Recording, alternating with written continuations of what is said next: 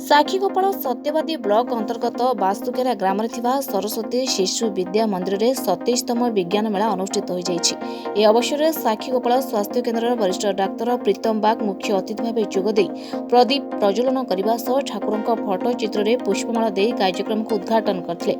अन्यतम मुख्य अतिथि भाव ब्लॉक अध्यक्ष सुनील कुमार पंडा देवाशीष होता जोगदे कार्यक्रम को आनुष्ठानिक भाव उद्घाटन करते।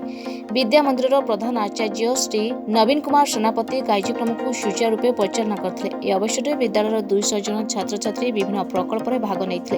110 जन छात्र छात्री कृतकार्य होता बेले 56 जन छात्र छात्री संकुल स्तरीय विज्ञान मेला मनोनीत होते। कनिष्ठ वर्ग विज्ञान प्रकल्प में तन्मय प्रियदर्शिनी पंडा आर्य आराध्या दास श्वेता सुमन प्रथम स्थान अधिकार करथिबा बेले शिशु वर्ग विज्ञान प्रकल्प में अविनाश पंडा आदित्यराज साहू प्रियंका प्रियदर्शिनी राउत शुभस्मिता जेना प्रथम स्थान अधिकार करथिले।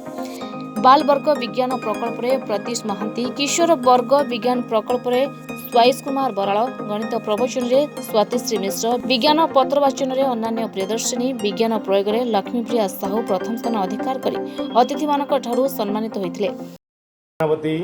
प्रधानाचार्य सरस्वती शिशु विद्या मंदिर साखीगोपाल आज आमर 23तम विद्यालय स्तरीय विज्ञान मेला उद्यापन हो उद्घाटन उत्सव में आम मुख्य अतिथि जोगदे आमर सत्यवादी मुख्य चिकित्सालय चिकित्सक मानसीयुक्त बाग महोदय एवं उद्यापन उत्सव में आमर मुख्य अतिथि भाव जोगदे आमर पंचायत समिति अध्यक्ष मानसीयुक्त सुनील कुमार पंडा महोदय और देवाशीष होता महोदय एवं आज ये विज्ञान मेले 200 छात्री भाग लेते से 110 जन कृतकार्य होते एवं 55 जन संकुल स्तरीय विज्ञान मेला जावाई प्रस्तुत हो आगामी 3 तारिख होगा संकुल मेला भाग नापी से प्रस्तुत होती।